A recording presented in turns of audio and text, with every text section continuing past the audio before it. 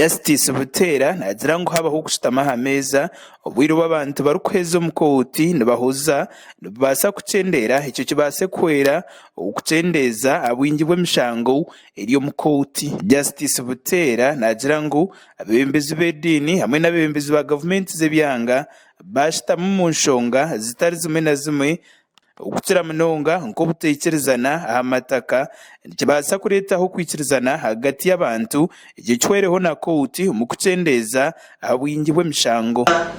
Change the method of handling of cases and got alternatives to dispute resolution mechanisms, ADR. And this is, we use mediation,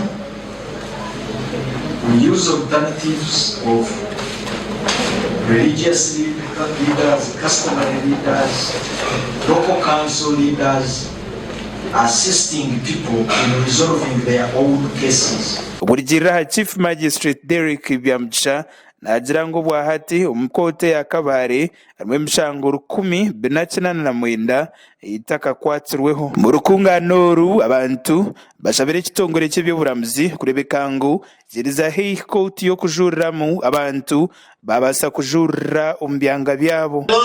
This area has got increased cases of domestic violence and land conflict given to the population pressure down here. And in order to mitigate such a big challenges, we need the judicial system going down to the people so that our people can access that justice. First with my technical people, council, executive members, and we see how we can provide land such as that we get court of appeal here in Kabale, which will help to serve our people from Kisoro, Kanungu, Bukunjiri, Rwanda, Ruchiga, and Kabale. Mbigambo bye Justice Samuel Emok uri omuramuzi wa High Court ya Kabale asimira abantu b'ekyanga ekyo ab'okutamu ekitongole ky'ebyoburamuzi ekitiinisa bakakuratira amateeka. Lord, I want to state clearly that none of us has received a phone call from the RDC over matters that we are handling. He has not walked into our chambers to discuss matters that we are handling. He has kept away from court matters. He has allowed us to exercise our independence, and those below him have learned from him.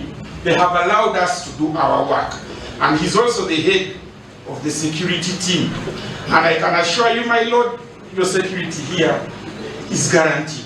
Burigirira harikara rw'emishango orahandikirwe Registrar wa Kooti Lilian Buchana baza kuhurikiza emishango iyo kujurira okumara ebiro 3 kandi emishango 15 omuyo barikuza kureba neyo bwitsi emishango 7 neyo kutoroboza abana emishango 2 neyo kwamba kandi omushango gumwe nogo kwibisa embundu. Abantu 10 abarikujurira nibenda ngo emishango yibabacereire bagibeiheho teriyo no kugira ngo nebibonereze bibabaheire nabyo bihweho 13 muri aba nibenda ngo obwire obubabacerere kumara mu nkomo nabo bucendezibweho obuteriho no kugira ngo nibenda ebibonerezo biringanire. Abaramuzi aba Court of Appeal obwahati abari muri Kabale harimu Justice Eileen Mulyagonja, Christopher Gashirabake na Eva Ruswata kandi aba baza gukora hamishango yo kujurira kurwo mu district ya Kabale, Rukunjiri, Kisoro, Kanungu, Rubanda, Rukiga hamwe na Ntungamo.